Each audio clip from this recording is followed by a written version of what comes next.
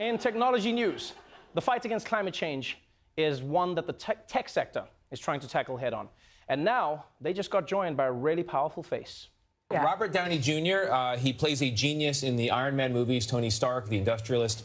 At a tech conference put together by Amazon, he took the stage, said, look, I'm not a genius. I didn't even graduate from high school, but I recently met with some geniuses, and they told me that we could significantly or completely clean up the environmental problems on this planet with, drumroll, robots and nanotechnology. Okay. So he started an organization called the Footprint Coalition, which is going to make this idea a reality. Between robotics and nanotechnology, we could probably clean up the planet significantly, if not entirely, within a decade.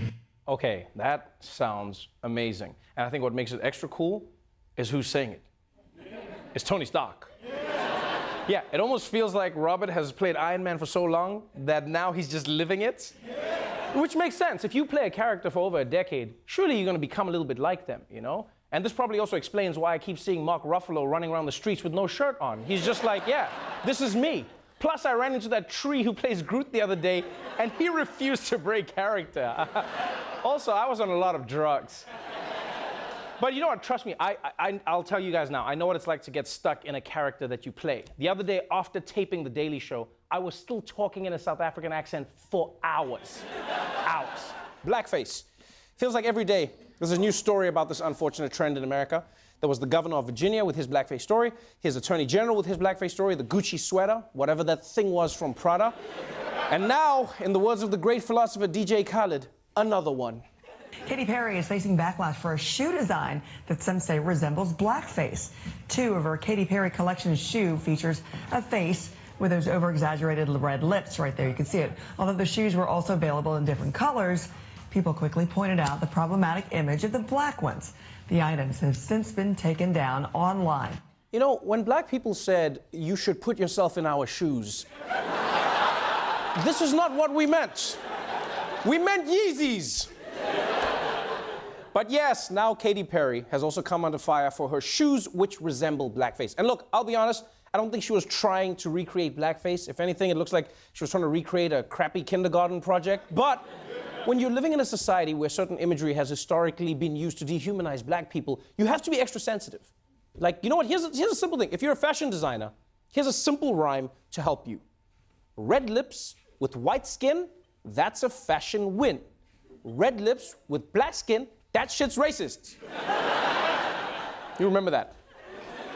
And look, part of me was surprised that these shoes got caught up in the blackface scandal, but it didn't help when Ralph Northam wore them to his interview with Gayle King. I don't think that helped the story at all. Yeah, apparently they're great for moonwalking. That's what I've heard. Emma Watson, or as I call her, Hermione pretending to be a regular person. Anyway, Emma Watson is known for her social justice work as much as her acting, but her newest cause has taken some people by surprise. The Washington Post reports actress Emma Watson has coined a new term for being single, self-partnered. Watson says that she prefers to use that term rather than single as she approaches her 30th birthday. It took me a long time, but I'm very happy. I call it being self-partnered. The term resonating with so many, self-partnered, trending on social media. One fan writing, I like this self-partnered concept. Oh shit, new term alert! Woo! Although I guess because she's British, it's more like wee woo wee woo.